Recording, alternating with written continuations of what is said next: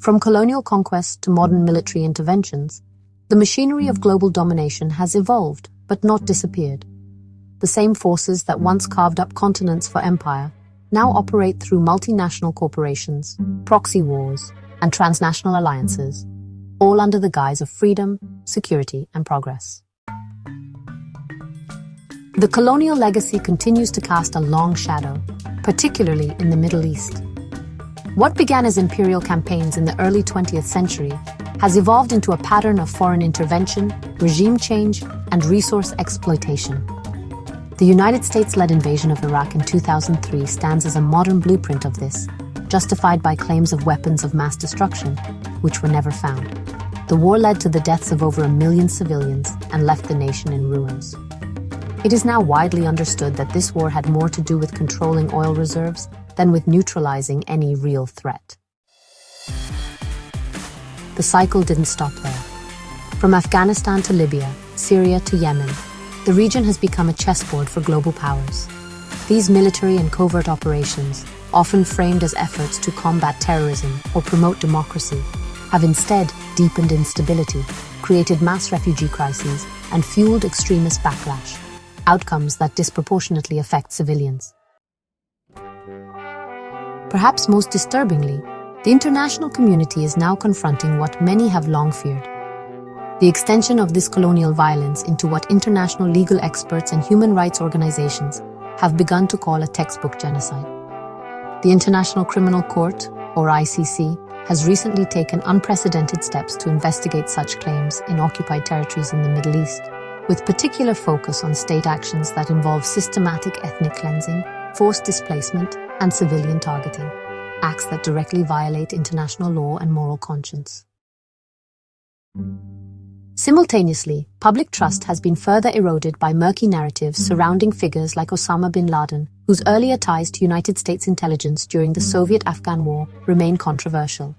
His eventual death, followed by a hasty burial at sea, only deepened suspicions of how information is weaponized to serve imperial agendas. In recent years, political alliances between populist leaders, such as Donald Trump and Vladimir Putin, have raised serious concerns about coordinated attempts to redraw global power dynamics. Russia's invasion of Ukraine, for instance, is widely seen not just as an assertion of regional dominance, but as part of a broader energy war over control of gas pipelines and access to European markets. Behind these events is a growing consensus among scholars, activists, and whistleblowers, a global elite consisting of government insiders, corporate moguls, and military-industrial stakeholders, continues to operate with near impunity. This so-called New World Order thrives on deregulation, disinformation, surveillance, and economic manipulation, all while cloaking itself in the language of democracy and diplomacy. In reality, what we are witnessing is the repackaging of empire, an unbroken chain of exploitation, war, and domination that now wears the suits of CEOs, speaks through media conglomerates, and legislates from behind closed doors. It is a system where profit is placed above people control over compassion and silence over accountability. And it will not stop here. These globalist power structures will not rest until the entire planet is held hostage, politically, economically, digitally, and militarily. Their methods are no longer limited to open invasions. They now operate through algorithmic propaganda, endless consumer distractions, and cultural sedation. While empires once expanded with swords and flags, today's colonialism is enforced through economic sanctions, drone strikes, trade deals, and streaming platforms. While genocide unfolds, the masses are fed a steady diet of Netflix, celebrity scandals, and manufactured outrage, a pacifying spectacle designed to numb critical thought and conceal the blood on the hands of power. And part of that spectacle is a deliberate campaign to redirect your fear, to make you believe the threat comes from desperate migrants at the border or the displacement of Western culture, while the real architects of chaos are in boardrooms, war rooms, and think tanks.